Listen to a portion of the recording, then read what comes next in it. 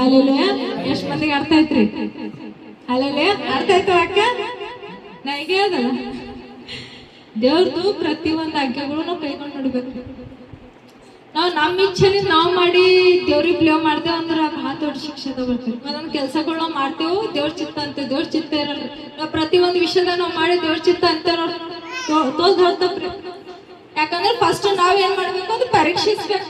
ಏನ್ ಪರೀಕ್ಷಿಸ್ಬೇಕಂದ್ರೆ ದೇವ್ರನ್ನ ಇದು ಮಾಡಿದೆ ಸರಿದೇನ ತಪ್ಪದ ದೇವ್ರ ನೀನ್ ತಿಳಿಸ್. ಅವಾಗಿನ ದೇವ್ರ ಚಿತ್ತ ಅನ್ಬೇಕು. ಪ್ರತಿಯೊಂದು ಕೆಲಸ ನಾವು ತಪ್ಪು ಬಿ ಮಾಡ್ತೇವೆ, ಸರಿ ಬಿ ಮಾಡ್ತೇವೆ. ನಾವು ಪ್ರತಿಯೊಂದಕ್ಕ ದೇವ್ರ ಚಿತ್ತ ಅಂತ ಹೋಲಿಸ್ತೇವೆ ಅಂದ್ರೆ ನಮ್ಗೆ ಏನಾಗ್ತದ, ಐಗುಪ್ತಕ್ಕೆ ಬಂದಿದಂತ ಶಿಕ್ಷಾ ದಂಡನೆ ನಮಗ್ ಬರ್ತಂತ ಹೇಳ್ತಾರ್ರಿ.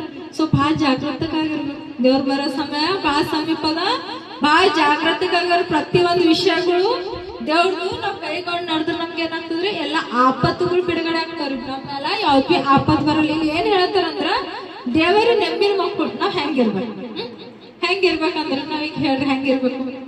ಅಲ್ಲೇ ಹೇಳ್ರಿ ಹೆಂಗಿರ್ಬೇಕು. ಆಜ್ಞೆಗಳು ದೇವ್ರ ಏನ್ ಹೇಳ್ಯಾರ, ಪ್ರತಿಯೊಂದು ವಿಷಯದ ಆಜ್ಞೆಗಳು ಹೇಳ್ಯಾರ.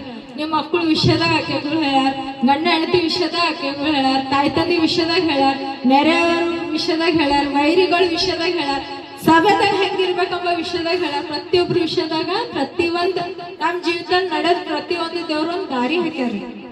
ಆ ದಾರಿ ಏನ್ ಮಾಡ್ಬಾರ್ದು, ನಾವು ಅಡ್ಡಿ ಮಾಡ್ಬಾರ್ದು. ಹಾಲೆಲುಯ, ಹಾಲೆಲುಯ, ಹಾಲೆಲುಯ, ದೇವ್ರ ಸ್ತೋತ್ರ.